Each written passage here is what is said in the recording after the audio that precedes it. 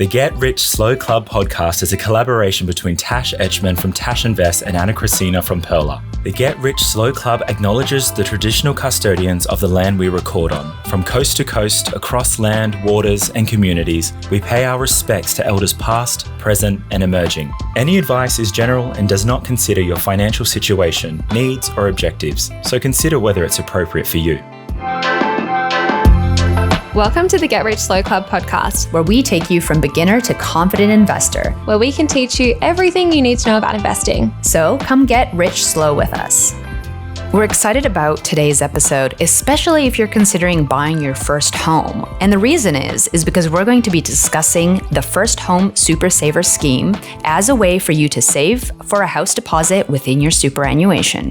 But before we kick it off, Tash, what is your money moment of the week? I am very grateful that I collect both Velocity and Qantas points. I decided I wanted to come back to Perth for a quick trip, but it was school holidays, so flights were pretty expensive. I had a look and Velocity had a flight from Canberra to Perth with points, but not back. But Qantas had one from Perth to Canberra, which is great. So I used both my points and I booked a flight to Perth pretty last minute, but I'm grateful I had both of those, otherwise it wouldn't have worked out. Oh, you just reminded me of my money win as well, which is I just booked flights to Brisbane because we're going to have our book launch there in a little bit. I haven't even booked mine yet. Ugh, good reminder. Oh, yeah. So as I was booking, I was like, oh, look at my Velocity points. Oh, I wonder how much Qantas points I have. Oh, I wonder how much I have on my Amex. And I ran just like rough figures, and I have like 2 flights to Dubai and back. Oh. And I can fly to, and to like Brisbane and back for one person. But like essentially mixing all that up because we're planning on going to Europe next year. So I am trying to be strategic in terms of what airline I'm going to go with, what points should I use, and so forth. And based on that conversation, one of the things I was thinking a lot about after our point hacking episode is I really just need to get a new credit card and rack up some points because I would be spending that money anyways. So I don't spend more because I have a credit card. I spend exactly the same, but why not get points? Why not benefit from it? Yeah, that's so exciting. And cool that you have like 2 Dubai trips already or 2 Dubai flights. That's pretty cool. Yeah. Because we've talked about this before. Like I've flown to India on points before. I've flown to Canada. I haven't done first class for a long flight, like a long haul flight. So that would be great. So we'll see. We'll see how these points work out. I find it hard to justify the first class points because you need so many of them, and it's like so great and would be so much fun. But then I'm always like, oh, but that's like 5 other flights. But yeah, that would be cool one day if you've just got so many points sitting around. Yeah, if I had all these points sitting around, but yeah, I think it'll be for a long haul flight because that's usually where I think I get my most bang. Even though I know first class is usually a bit more lucrative. Yes. So good though. That would be the dream. I love all those review videos on YouTube where it's like flying from this place to this place in first class. And I'm like, ooh, watching so intently, even though I know I'll probably never do it. Yeah, so jealous. It looks so comfy and nice. And especially when you're doing one of those like long flights, like to Canada, like that's an 18-hour flight. Can you imagine being in first class? Having a shower? Yeah. With my 2 kids, which would ruin it. But just put them away when you get like your own room, because some of them have like your own suites as well. You can just like shut them in with you. Amazing. Yeah. It's so good. Oh, I just think lying down is the key. But anyways, First Home Super Saver. Yay. Let's talk about it. How does it work? This is something I regret not using because I didn't know about it when I bought my first apartment. So I think this is going to be a really valuable episode if you are thinking about buying your first home, or even just to like be able to tell other people about it, because I think often it's seen as something that's too complex. So some people don't really bother with it, but it can be so beneficial. But yes, diving into how it works first. You can put money into your super either as concessional or non-concessional contributions, essentially meaning you can contribute before tax, such as salary sacrifice. So your employer contributions, also known as super guarantee, are not counted towards the First Home Super Saver. Therefore, it's really up to you to contribute to your super for this scheme. You can't rely on your employer contributions. Yeah, so it's anything over those things that you have to do because the government has mandated that you need this amount of super paid by your employer, but anything extra over that you can. There are more rules that we'll get into soon. Both the concessional and non-concessional contributions have caps. So $30,000 for concessional in this tax year, and then it's $120,000 for non-concessional contributions. Just a reminder for anyone who's like, whoa, concessional, non-concessional, all this language, I forgot what it means. Concessional means that it's before tax. so $30K before tax, and non-concessional, which is $120K, is after tax. So that means out of your paycheck, essentially. So just to clarify those two. Yes. And we just did an episode recently on whether you should invest inside your super or out of. We did cover this stuff again in that episode. So you can go back and listen to that one if you need to. And this is from time of recording. And so for the 24-25 year, this scheme can only be used for a house you intend to live in as a principal place of residence. So you can't really do this for an investment property. So how do you withdraw from a first home super saver? Currently, you can withdraw up to $15,000 of your contributions from any 1 year under the First Home Super Saver scheme, and the maximum release amount is $50,000 across all years. So that means you can get $50,000 out at once, but it has to be contributed across multiple years previously. Let's say you've managed to contribute $16,500 annually into your super over 4 years. This would total to $66,000.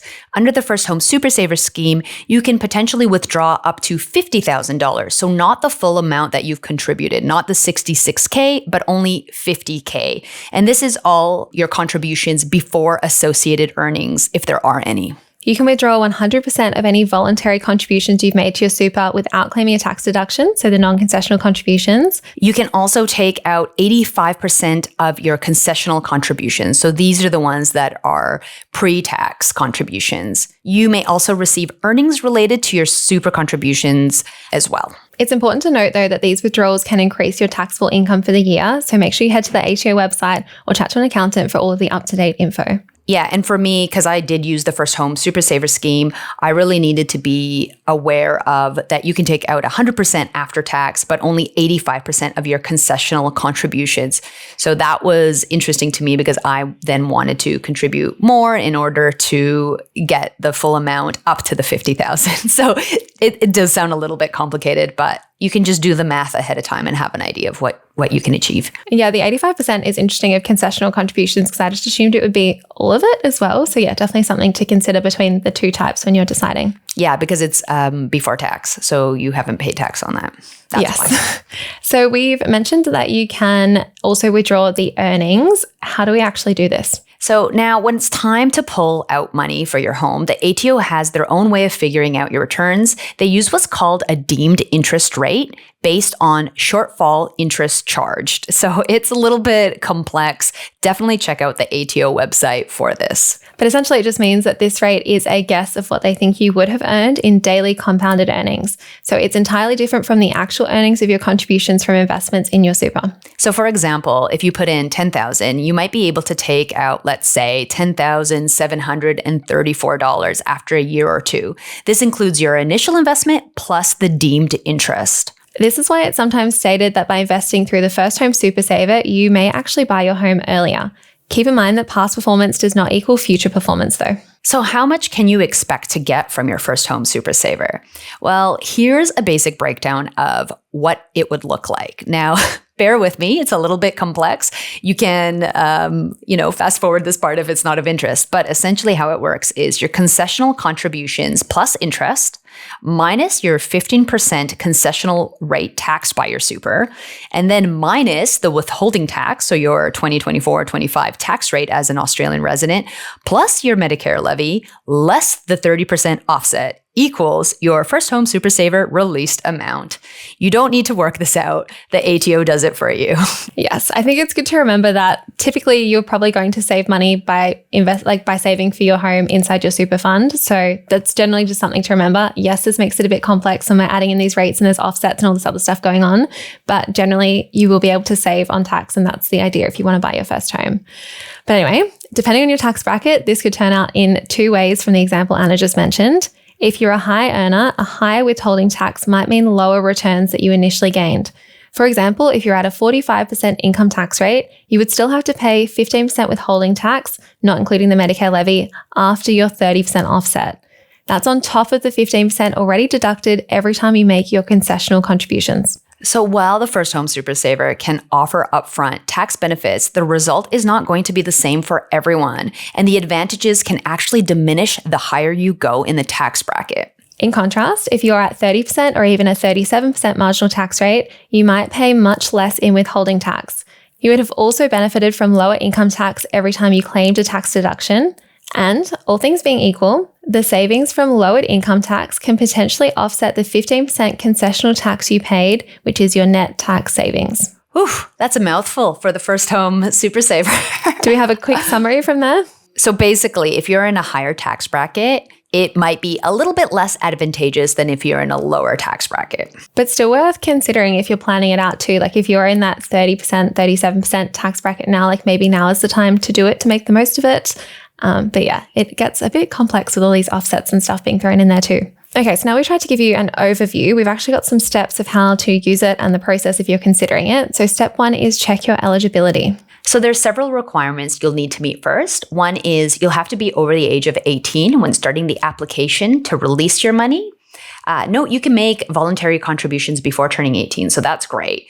Another one is you've never owned property in Australia except for under certain circumstances, such as financial hardship. Similar to the first homeowners grants and things like that, you must plan to live in the property for a minimum of 6 months within the first 12 months of buying it. You must have never made a first home super saver scheme release request before.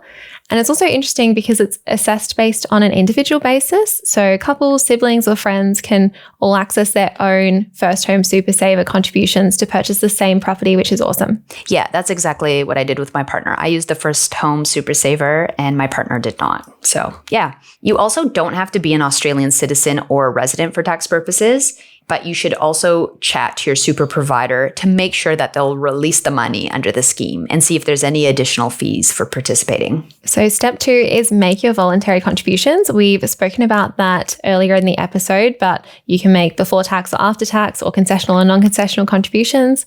You can just take some time to decide which one is the best for you. And just keep in mind that the amount that you can take out is different. You can only withdraw 100% on your non-concessional contributions and 85% on your concessional contributions. So for context, again, concessional contributions are pre-tax and non-concessional is after tax. So let's say you've been really well organized and you've planned and you've put in over $50,000 and now you want to withdraw your $50,000. Now you have to apply to release the funds. The release process involves 2 steps. So you have to apply to the ATO for a determination and then getting the funds out of your super. So to apply for a determination, you have to visit the MyGov account and fill out the necessary details. And your determination comes from the ATO and tells you how much you're able to withdraw. You'll need to get this determination before you sign any contracts related to buying your house. Think of it a bit like getting pre-approval to buy your home.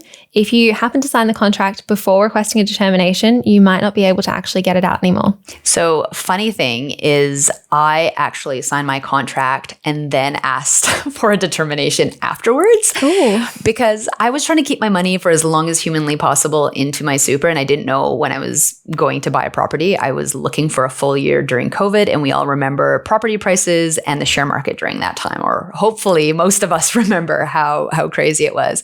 So I had to go and take it out of the ATO and then ask to re-sign the contract with the vendor for it to be the next day. Yeah. So they said yes, and they did that for you? Yeah, they did. Thankfully. Yeah. Which kind of blows my mind. Like anyways, maybe that's just me trying to take advantage of everything last minute, like hold on to the very last moment. But yeah, I definitely was freaking out. It's so interesting because you feel like it shouldn't matter. Like, I don't know if there's a rule around it and why they've done it that way, but it definitely seems like an extra admin thing that kind of adds to the scariness of it. It's like, oh, if you make a mistake, you might not be able to get it, but just remember to do it first. But yeah, I don't know why they've done that. Yeah, because for me, it logically made sense to keep my money in my super until I am sure I'm buying a property. Like when we first started looking, can you imagine if I took that money out a good year earlier? Like that's a whole year of potential returns and growth that I might be missing out on. Yeah, and it goes into our next step as well when you actually go and buy your home, because once you've requested to release the funds, you've got 12 months to sign a contract. Like what happens if you keep getting denied or like outbidded by other people and you're just like holding on to the funds? So you can buy an established or new home anywhere in Australia as long as it's not a houseboat or a motorhome. And while you can't use the money towards purchasing vacant land, you can put it towards building the dwellings that sits on it. You also have to actually use the property as your home. This means you'll need to move in as soon as you can after buying it and then occupying it for at least 6 months. If you don't happen to lock in anything during those 12 months, because it can be hard, you may be able to get a 12-month extension If things still haven't worked out by the end of the extension, you have two options. Your first is to put the money back into your super as a non-concessional contribution, or your second is to keep the money and have it taxed at a flat rate of 20%. So not the end of the world if your plans change and you don't buy property, just some extra considerations there. So what are some of the risks and considerations of the first home super saver scheme? Well, one of the first ones is market fluctuations and dips. So for example, if you're planning on buying this year or any year for that matter, and all of a sudden the market kind of dips, but you need that money that was in your super, that might be a challenging time for you because you might not be taking out as much as you anticipated. So you need to be very cognizant that the market does fluctuate, and that's just part of the share market. The other risk could be if you change your mind for having a primary residence. So if you don't end up buying a home, the ATO may ask you to put the money back, or you'll have to pay that tax that we just mentioned. But it's hard if you're thinking, yes, I want to buy a house to live in, and then you start changing your mind and maybe want to buy an investment or something instead. You can kind of get around this by living in it for 6 months and then making it an investment if you want to. But yeah, definitely something to think about in terms of being sure on your plans. But I guess like if you think about it, it's not the end of the world if you just end up having more money in super, like you've just planned for your retirement ahead of buying a house. But yeah, it can be tricky to decide. Or not the end of the world if you're paying 20% of the tax. Some of the benefits though, what are they? So it's tax advantaged, right? Like we already know that super is one of the best tax vehicles that we have here in Australia. Also, it might potentially help you buy your property sooner, right? If the share market is doing really well, that means your money might grow. And if your money might grow, you might have more for a home deposit. Now, as we stated, that's not always the case. So you need to weigh up the risks around that as well. But it is a possibility. It's also awesome because you get to make money while your super is in your super, hopefully, and then take out those earnings as well. So your 50,000 might have grown to more than 50,000, which is awesome. And it can be tricky to save for your first home. I've said so many times that I regret not using this, but I didn't know about it back then. I didn't know about like the timeframes and having to plan. So I think it's definitely a great option if you're thinking about buying in 2 or 3 or maybe even longer years away. Like it seems great. Yeah, so I definitely use the first home super saver. And this is the crazy thing is that I used the equivalent in Canada before I came to Australia. So I got to use like 2 first home savers, which is really ridiculous. But the reason that I used it here was in the year that we thought that we were going to buy a property. So I bought a property with my partner.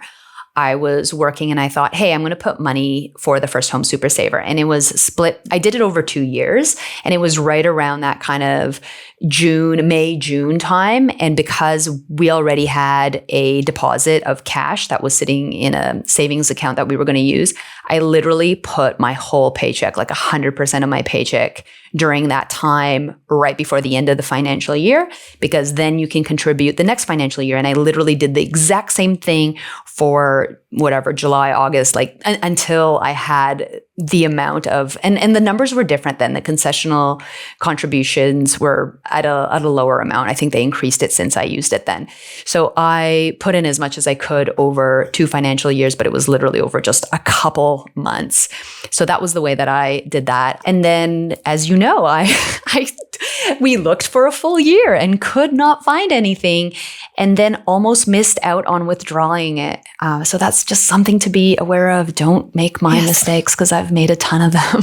Chat to the accountant, chat to a financial planner, chat to people. Make sure you check the eligibility and like the little rules like that, like making sure you get a determination first. But yeah, it definitely seems like a great option. Yeah, for sure. So that's everything about the first home super saver. Let us know if you use it at all. Yeah, I'd love to hear more stories. So I don't actually hear of many people using it. I think I've got a friend, and you, Anna, are the only 2 people I personally know who've tried it so far. So keen to hear more stories. Is it because people are buying investment properties or something else? I don't know. No, most people I know personally bought their own home first and maybe they've rented it out later on. I don't know whether it's like, it seems a bit complex at surface level when you just glanced at it. You're like, oh my God, what's that? I don't think a lot of people talk about it as much as well. Or maybe people are not really sure. They're like saving for one or the other, like an investment or a first home themselves, but they aren't sure, so they don't use it. Yeah, just lots of like, I think after COVID as well, we're a little bit more like unsure about the longer term, and it seems hard to commit to putting money in there. But yeah, I think if you know that you want to buy a house to live in, great option. Yeah, and the rules changed too. I know at the time when I was doing it, the amount that you could contribute was less, and also the maximum release amount was less. So it's much higher now, which hopefully can help more people as they're trying to save, because you can do it over a longer period of time, right? Yeah, and it can be like forced savings because you can't take it out as easily. So that's a great thing too. Yeah, and if not, use it for retirement. So win-win, it's growing. Either way, amazing. Okay, goodbye. Bye. Thanks so much for joining us. If you found this episode helpful, please rate us 5 stars, write a review, or share with a friend. If you're new to investing, make sure to listen to our first 10 episodes. Follow us at Get Rich Slow Club or Tash at Tash Invest, or me at Ana Christina. This show was brought to you by Natasha Etchman, who is an authorised representative 1299881 of Guideway Financial Services, AFSL 420367, and Perla, who is an authorised representative 1281540 of Sanlam Private Wealth, AFSL 337927. Knowledge is power, especially when it comes to investing. So make sure you check out our financial services guides and read the product disclosure statement and target market determination for any investments you're considering. See our show notes for more info.